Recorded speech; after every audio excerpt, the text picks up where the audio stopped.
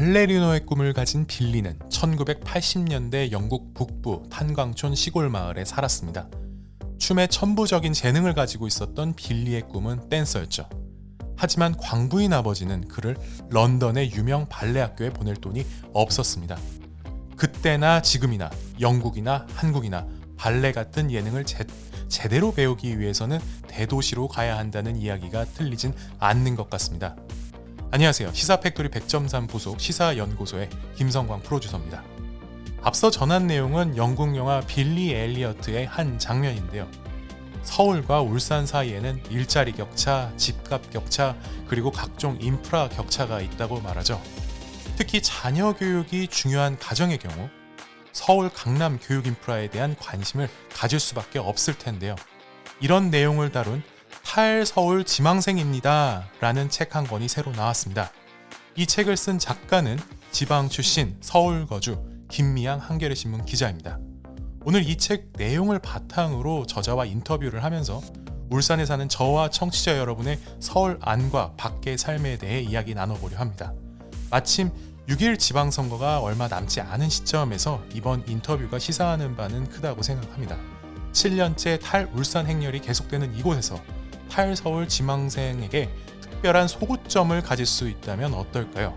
그때 탈울산 행렬도 멈출 수 있지 않을까요? 지금 이 사람 바로 출발합니다.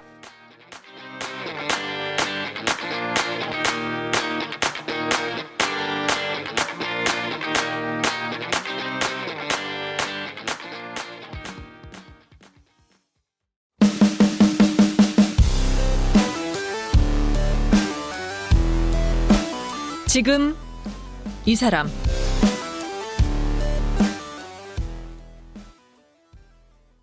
안녕하세요. 네, 안녕하세요. 네, 지금 스튜디오에 김미향 한겨레신문 기자 나와 있습니다.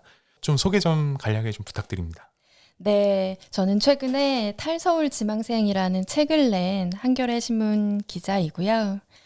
책은 이제 에세이이자 인터뷰집인데 네, 제가 탈서울을 하려고 결심을 하고 네, 14명의 네. 먼저 탈서울을 한 인터뷰이들을 만나는 내용입니다. 혹시 탈서울에서 울산으로 오려고 뭐 계획을 하신 적은 없나요?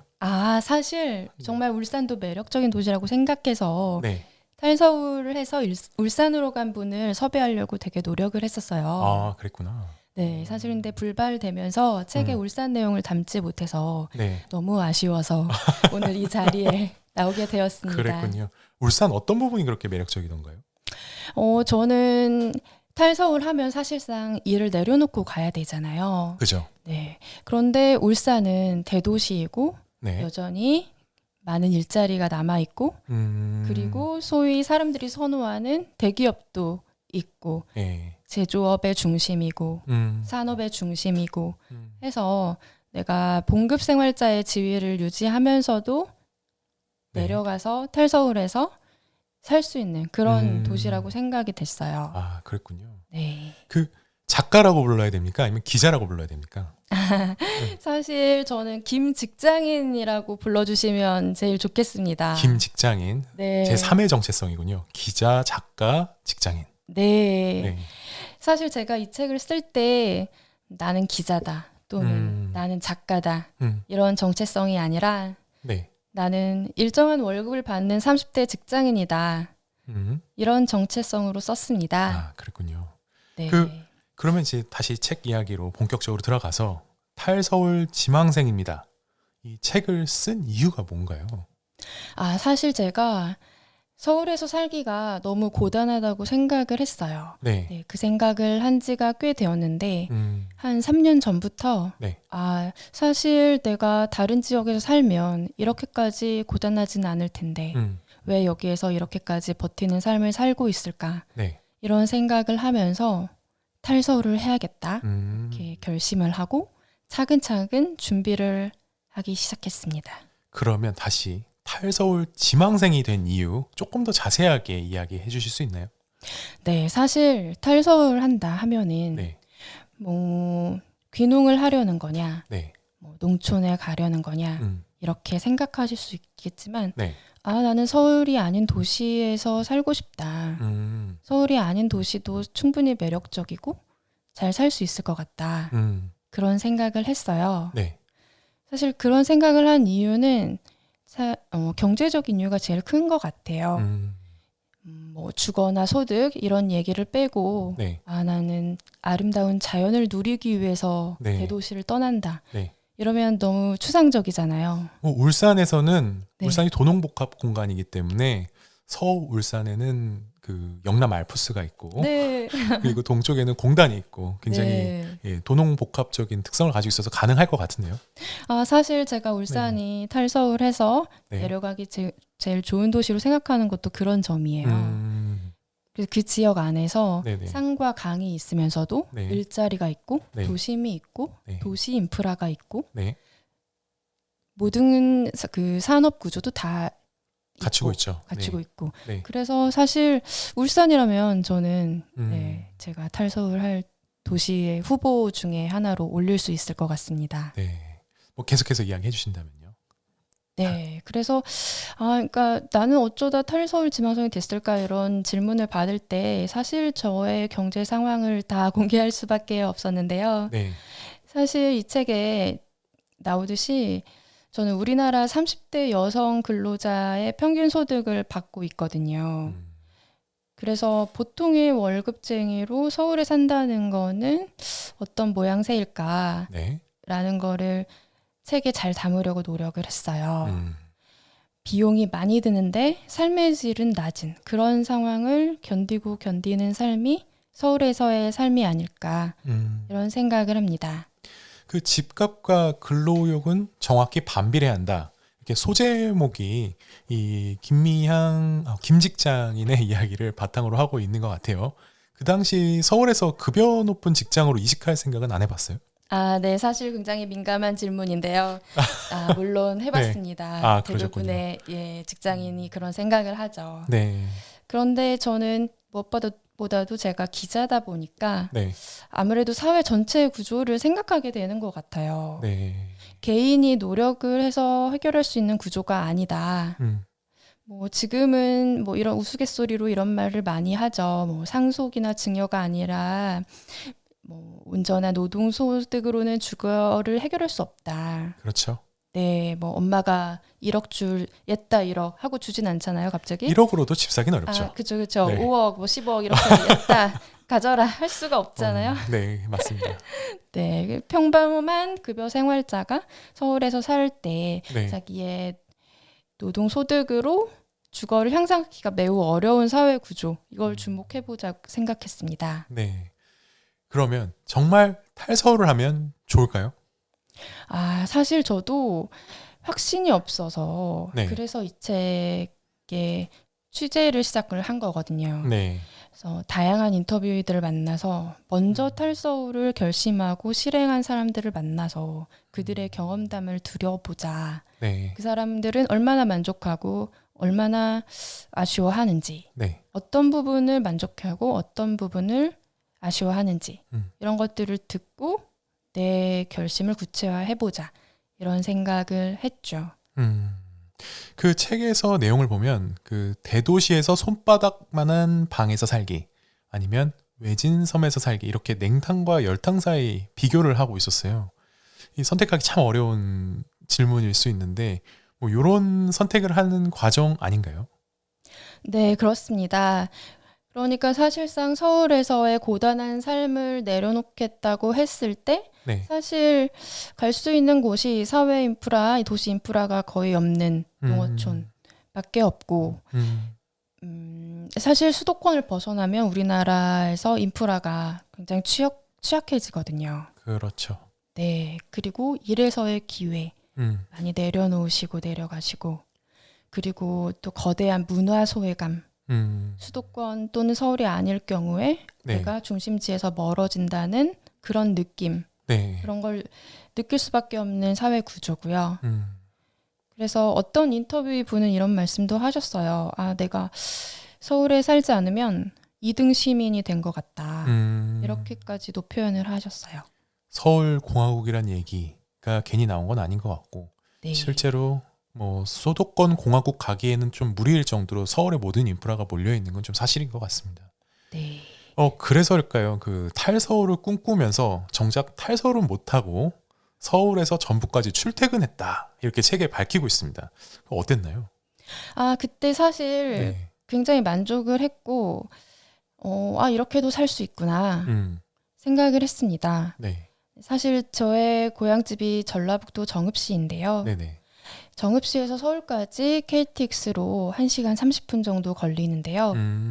그때 당시에 제가 서울시청에 출입하는 기자였어요. 네. 그래서 그 근무지까지 저희 고향집에서 도어 투 도어 한 2시간 정도. 네, 문에서 문까지 네. 2시간. 네. 그래서 사실 서울 안에서도 2시간 출퇴근 다들 감당하고 살잖아요. 그렇죠. 서울 도심에서 뭐 경기도 용인이나 뭐 경기도 포천 이렇게 왔다 갔다 하려면 1시간 반에서 2시간 정도 걸리죠. 네. 그래서 전북이 멀지 않구나. 네. 그리고 꼭 서울이나 수도권이 아니어도 출퇴근이 가능하구나. 그래서 주중에는 직장 생활을 하고 서울에서 그리고 주말에는 전북에 내 주거지를 마련을 하면은 네. 가능하지 않을까? 서울의 높은 집값을 네. 감당하지 않아도 네. 직장을 유지할 수 있지 않을까? 네. 이런 생각을 했고 그거를 실제 실험을 해보려고 몇 달 정도 그렇게 살아봤어요. 네. 네, 그래서 그때 많이 느꼈죠. 일단 나는 서울에서 더 이상 버티는 삶을 사람이 아니구나. 이제 나는 나의 이 인내심이 한계에 이르렀구나. 이거를 확인을 했고 네. 또 서울만 벗어나면 굉장히 삶의 질이 높아지는구나. 주거의 쾌적함 그리고 출퇴근 시간이 다른 도시는 이렇게 길지 않구나. 이런 것들을 재확인할 수 있던 시간이었습니다. 막상 가보니 또 긍정적인 부분이 굉장했다고 책에서 밝히고 있어요. 엄마 호텔. 네. 네, 사실 탈서울을 마음먹고 어느 날 갑자기 다른 지역으로 이사를 가는 것은 매우 리스크가 크잖아요. 네. 그래서 한 달이라도 살아보자라고 생각을 했어요. 그 한 달 살아볼 근거지로 가장 비용이 적게 드는 엄마 집을 택했고요. 네. 그래서 여기에 한 달 살면서 내가 좀 탈서울 하면 어떨지 좀 실험을 해봤어요. 네. 물론 이제 엄마 집이기 때문에 엄마의 노동에 기대어서 많은 걸 누릴 수 있었고요. 네. 그래서 제가 엄마 집에 사는 거를 호텔에 비유해가지고 엄마 호텔에 살았다 이렇게 표현을 했는데요. 네. 엄마 호텔에 갔더니 굉장히 삶의 질이 올라갔습니다. 그 조식이 그렇게 맛있다면서요? 네? 뭐가 맛있다고요? 호텔 조식이 그렇게 맛있다면서요? 네, 조식. 아침에 일어나면은 그렇게 ABC 주스를 해주시고 엄마가 항상 이렇게 밥을 이렇게 한 상 차림을 해주시고. 네. 사실 예를 들면 제가 서울의 자취방에서 살 때는 네. 고구마를 삶아 먹으려고 해도 네. 고구마를 사가지고 그걸 씻고 찜통에 찌개 찌어서 그걸 먹기까지 너무 귀찮아서 네. 고구마를 썩히기도 했었거든요.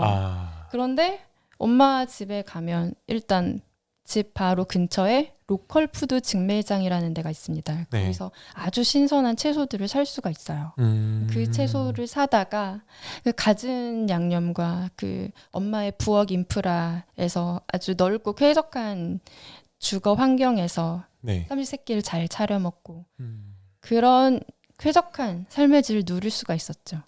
그러니까 이 얘기를 들어보니까 서울에서만 쭉 나고 자란 분들의 경우 탈서울 실험을 해보고 싶어도 이런 기회를 잡긴 쉽지 않겠다라는 생각도 한편 드네요. 그러면 또 한편으로는 이제 전북에 가보니 정읍에 가보니 또 부정적인 부분을 좀 느낀 부분도 있었을 것 같아요. 어떤 게 있었을까요? 네, 저는 사실 대학에 오면서 서울에서 살면서 한 15년 그 정도 서울 생활을 했어요. 그러면서 이제 서울의 이런 인프라를 누리는 아주 도시인이 되었죠. 네. 그런데 서울 바깥으로 가보니 내가 너무 당연하다고 생각했던 도시 인프라가 하나도 갖춰지지 않은 거예요. 네. 예를 들면 서울은 지하철 3분에 한 번씩 오죠. 그런데 서울 바깥으로 가면 버스를 타려고 해도 시내 순환버스가 1시간에 2개밖에 없어요. 2대밖에 없어요. 울산에서도 외곽 지역에 가면 그렇습니다. 네. 그래서 교통 인프라가 다 수도권에 몰려 있고 수도권을 그죠. 향해 있고 네. 그 밖의 지역에서는 자차가 아니면 생활할 수 없는 그런 상황. 사실 도시 간의 연결도 그래요. 울산에서 광주 가는 비행편, 기차편은 사실 찾기 어렵거든요. 네, 없죠. 예. 그렇습니다. 맞습니다. 그래서일까요? 그 책에서 탈서울과 또 탈도시는 다르다 이렇게 적고 있거든요. 좀 어떤 뜻인지 좀 더 풀어서 설명해 주시겠어요? 네, 사실 제가 탈서를 하려고 했지만 귀농을 하려는 건 아니었어요. 네. 나는 이미 도시 생활에 익숙해진 MZ 세대이고 네.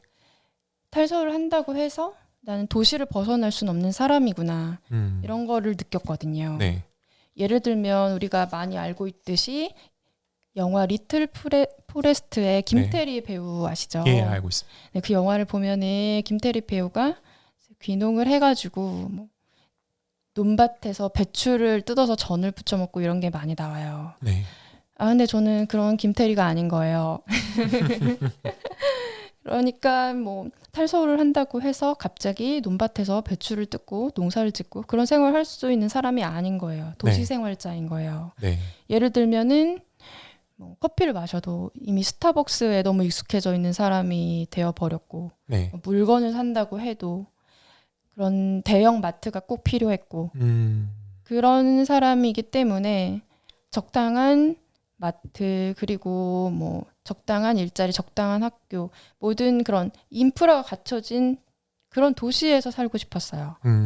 그리고 사실 우리나라에서 탈서울을 했을 때 괜찮은 중규모 도시가 꽤 많아요. 네. 예를 들면 울산도 그렇고 저는 정읍시에 한 달 있으면서 여기도 살기 되게 좋구나라고 생각했거든요. 왜냐하면 우리나라에서 C급 도시에 가면 어디든 있을 건 다 있어요. 네.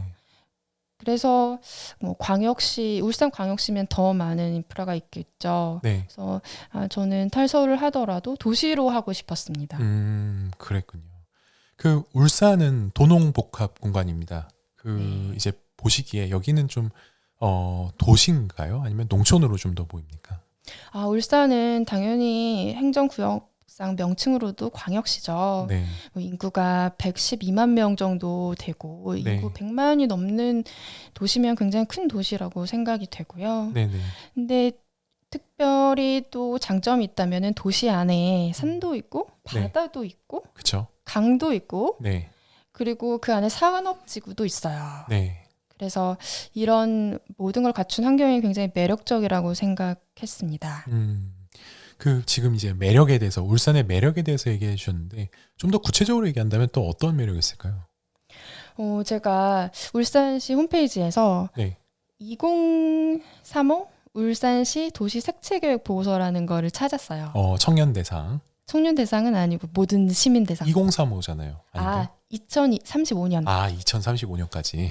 네. 네, 그래서 이 울산은 이런 지리적인 장점을 살려서 해양 경관 지역, 산림 경관 지역, 중심 시가지 경관 지역, 네. 전원 지역, 산업 지역 이걸 다 복합적으로 도시 하나에 다 넣겠다. 네. 이런 계획이 있더라고요. 그렇군요. 네, 그래서 이런 거 굉장히 장점이라고 생각했고 네. 또 울산은 일단 소득 수준이 높은 도시잖아요. 네, 그렇죠. 네, 그래서 2020년 자료를 보니까 1인당 개인 소득이 서울 다음으로 전국에 제일 높아요. 네. 그래서 사실 서울을 떠난다고 하면 삶의 질, 특히 소득 수준, 네. 네, 급여 부분에서 많은 분들이 내려놓으시는 분들이 많은데 울산은 소득 수준이 높은 도시고 여전히 대형 일자리 일자리의 질이 굉장히 높고 아직도 네. 그렇게 생각이 되고 그런 부분이 굉장한 매력이라고 생각합니다. 탈서울을 하면 인울산 해볼 수도 있겠다. 예, 네. 충분히 고민해 볼 만한 지점들이 있다라는 얘기를 해주시는 것 같습니다. 네. 그럼에도 불구하고 이곳에서는 7년째 탈울산 행렬이 계속되고 있습니다. 인구가 계속 줄어드는 거죠. 그래서 탈서울이지만 사실상 탈서울 지망생들에게 매력적인 곳이 아니어 보여요. 좀 뭐가 문제일까요? 사실 탈울산 행렬이 이처럼 거센지 저도 이번에 처음 알았는데요. 네. 울산이 2014년 이후에 7년째 인구가 감소되고 있는 중이더라고요. 맞습니다. 이제 울산 엑소더스라는 말까지 네. 봤어요. 네네. 저한테는 이렇게 울산이 매력적인 이미지로 남아있는데 왜 정작 울산에 살던 사람들은 탈울산을 하는 걸까? 제가 기사도 찾아보고 연구 자료도 좀 살펴봤더니 네. 청년층의 수도권 네. 이주로 인해서 네. 이렇게 탈울산 행렬이 거셌다 이렇게 분석하시는 분들이 많더라고요. 사실 우리나라는 어디에서 태어나든 다 서울을 가야 되는 그런 압박을 받으면서 살고 있잖아요. 네. 청소년기에. 특히 경쟁 과정이 좀 특히 그렇죠. 인서울 학교를 가냐 안 가냐 뭐 이런 것들. 그래서 인서울을 하면 아 얘가 공부 잘했구나. 그리고 미래가 유망하구나. 네. 인서울을 하지 못하면 아 너 어떻게 살래 앞으로. 네, 이렇게 되는 사회 분위기가 있어가지고 울산이 충분히 매력적이고 그 지역에서 대학을 나와서 취업을 할 수 있는 그런 선택지가 있음에도 불구하고 무조건 일단은 서울로 가야 된다. 일단 수도권 대학에 가야 된다. 이런 의식이 있는 것 같고요. 네. 제가 흥미롭게 생각한 게 서울 같은 경우는 인구 유출의 주요 원인이 주택이에요. 집 때문에 서울에서 다른 지역으로 이사 가는 경우가 많은데 울산은 인구 유출의 주요 원인이 직업이더라고요. 그래서 청년들이 제조업 외에는 일자리를 찾을 수가 없으니까 수도권으로 많이 가는 것 같아요. 요즘 청년들이 주로 진입하는 일자리는 제조업보다 뭐 IT 산업, 네. 새로운 신산업에 진입해야 되는 경우가 있잖아요. 그렇죠. 지식 서비스업 이런 쪽으로. 네네. 그런데 아무래도 울산이 제조업 중심이다 보니까 또 제조업이 최근 또 몇 년간 상황이 안 좋다 보니까 그래서 청년들이 제조업 외에 일자리를 찾아서 서울로 가다 보니까 이렇게 울산 행렬이 이렇게 거세진 것 같습니다. 그렇군요. 그러니까 이 얘기는 그 책 속의 이야기랑도 좀 연결이 되는 것 같아요. 그 책 속에서 이제 어머니 이야기가 나오던데 그 농업 중심에서 제조업 중심으로 산업 구조가 변했고 그 부자 동네였던 정읍을 수많은 사람들이 떠났다 이런 얘기를 했더라고요. 어머니께서. 근데 울산은 또 제조업 위기 지역이에요. 그런데 지금 제조업에서 지식산업으로 산업 구조가 바뀌고 있고요. 아까 얘기하셨던 IT 업계도 결국에는 지식산업에 포함된다라고 보거든요. 네. 그러니까 울산도 정읍과 같이 쇠퇴하는 모습을 볼 수도 있겠다라는 생각이 저는 드는데 어떻게 예측하십니까? 사실 산업 구조의 흐름이 뭐 개인의 노력 또는 울산 시민들의 노력으로 어떻게 달라지는 게 아니다 보니까 네. 어쩔 수 없는 부분이 있기는 하겠죠. 하지만 제조업의 하락 속도보다 네. 울산의 인구 감소 속도가 더 빠르다는 게 전문가들의 진단이라고 알고 있어요. 그러니까 제조업이 하향세라고 하더라도 이렇게까지 빠르게 탈울산 행렬이 진행될 이유는 없는데 네. 너무나도 빨리 울산 엑소더스가 일어나고 있다. 그거는 우리가 좀 막아봐야 되지 않겠냐. 네네. 이런 생각이 들어요. 그래서 울산시에서 뭐 인구 계획에 관한 연구 이런 걸 많이 하고 있는 걸로 알고 있고요. 네. 그래도 희망적인 부분은 울산의 경우에는 이미 우리나라 10대 도시 안에 드는 큰 광역시고 네. 아주 정읍시처럼 행정안전부가 지정한 소멸도시 중에 포함되진 않았어요. 네. 네, 그래서 물론 제조업이 쇠퇴하는 그런 거대한 산업 구조가 있는 거는 막을 수 없지만 네. 그보다 더 빠른 속도로 인구가 유출되는 거는 막을 수 있다. 저는 이렇게 생각합니다. 네, 그렇군요. 시간 관계상 오늘 인터뷰는 여기서 잠시 끊고 내일 2부로 이어가야 할 것 같습니다. 지금까지 스튜디오에 김미향 기자 나와주셨는데요. 오늘 인터뷰 감사합니다. 감사합니다. 네. 청취자 여러분께서는 탈서울 지망생입니다를 쓴 김미향 기자와의 인터뷰 어떻게 들으셨나요? 도농복합공간 울산이 누군가에게는 정말 매력적일 수 있겠다 이런 생각이 들었습니다. 지금까지 진행의 김성광이었고요. 오늘 방송은 여기서 마무리하도록 하겠습니다.